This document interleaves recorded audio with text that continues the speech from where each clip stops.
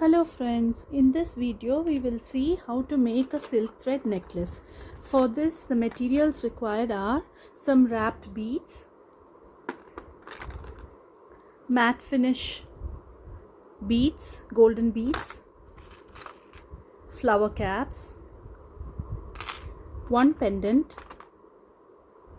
You can do this without a pendant using these matte finished gold beads as the centerpieces, jump rings, some tools,